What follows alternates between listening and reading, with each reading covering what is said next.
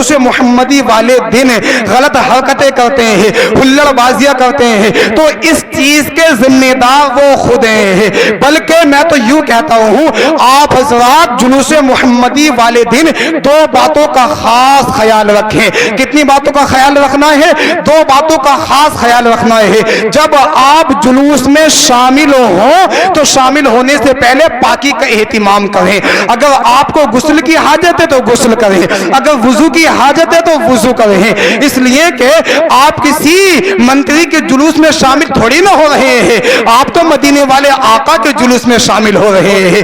اس لیے یاد رکھیں جلوس محمدی والے دن ہمیں ادب کا خاص خیال رکھنا چاہیے، باوضو ہمیں گھومنا چاہیے، ہمیں فضول باتیں نہیں کرنی چاہیے۔ جو لوگ گپے شپے لڑاتے ہیں، ہلڑ بازی کرتے ہوئے نظر آتے ہیں، تو اس چیز کے ذمہ دار وہ خود لوگ ہیں، شریعت سے ان لوگوں کا کوئی تعلق نہیں ہے۔ ناظرین اکرام ان باتوں کا خیال رکھیں۔ نمبر دو، اگر آپ کوئی چیز تقسیم کر رہے ہیں، کوئی چیز بانٹ رہے ہیں تو ادب کے دائرے میں بیٹھیں، فاقم فاقی نہ کریں۔ لوگوں کو دیکھا جاتا ہے ایک دوسرے کے اوپر بگڑنا شروع کر دیتے ہیں۔ اگر کوئی پھل فروٹ کو بانٹتا ہے تو وہ پھینکنا شروع کر دیتا ہے، اگر وہ کوئی مٹھائی بانٹتا ہے تو وہ ہاتھ میں نہیں دیتا ہے بلکہ پھینکنا شروع کر دیتا ہے۔ ناظرین کرام اس طرح کی باتیں نہ کی جائیں، بلکہ ان باتوں کا خاص خیال رکھا جائے، کہیں ایسا نہ ہو ثواب کی نیت سے ہم گناہ میں شامل ہو جائیں۔ دوسرے جو لوگ ہوتے ہیں نا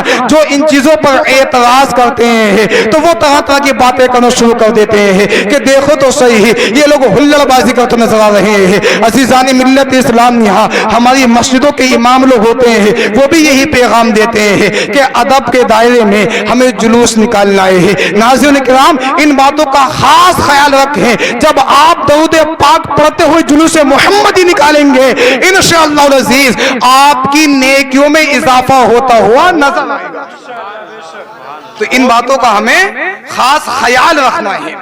ناظرین کرام اللہ تبارک و تعالی کا یہ لاکھ لاکھ احسان عظیم ہے کہ اس نے اپنے خاص فضل و کرم سے ہمیں اپنے محبوب کی امت میں پیدا فرمایا، امت میں پیدا فرما کر بے شمار نعمتوں سے نوازا۔ آپ حضرات اپنے جسم کو دیکھیں، آنکھ کان بازو پاؤں وغیرہ وغیرہ، یہ ایسی ایسی نعمتیں ہیں اگر ساری کائنات ایک طرف ہو جائے اس کے بعد بھی ان چیزوں کی قیمت نہیں بن سکتی ہے۔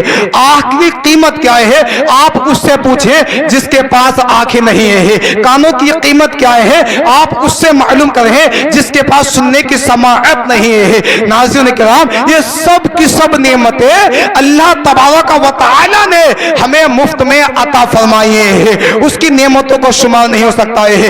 ارشاد ہوتا ہے وَإِن تُعُدُّوا نِعْمَةَ اللَّهِ لَا تُحْصُوهَا، اگر تم اللہ کی نعمتوں کو شمار کرنا چاہو گے تو شمار نہیں کر سکتے ہو۔ پھر کمال کی بات یہ ہے اللہ تبارک و تعالی نے نعمتیں تو دی ہے مگر کسی نعمت پر احسان نہیں جتلایا ہے کہ اے میرے بندے میں نے تجھے آنکھیں دی، تجھ پر احسان کیا، میں نے تجھے سننے کے لیے کان دیے، تجھ پر احسان کیا، یعنی نعمتیں تو دی ہے مگر کسی نعمت پر احسان نہیں جتلایا ہے۔ لیکن جب دنیا میں اپنے محبوب کو بھیجا تو ارشاد فرمایا لقد من اللہ علی المؤمنین اذ بعث فیہم رسولا، اللہ نے مؤمنین پر بڑا احسان کیا، ان میں بڑی عظمت والا رسول بھیجا۔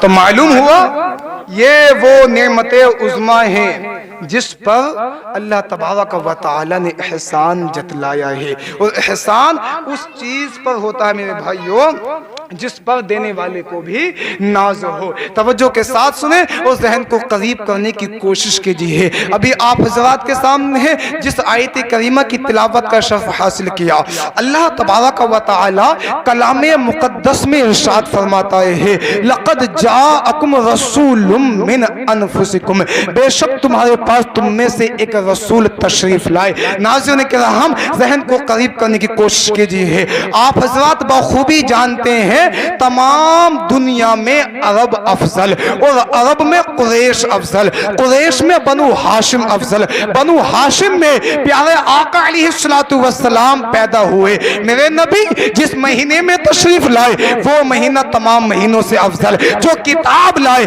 وہ کتاب تمام کتابوں سے افضل، جو دین لائے وہ دین تمام دینوں سے افضل۔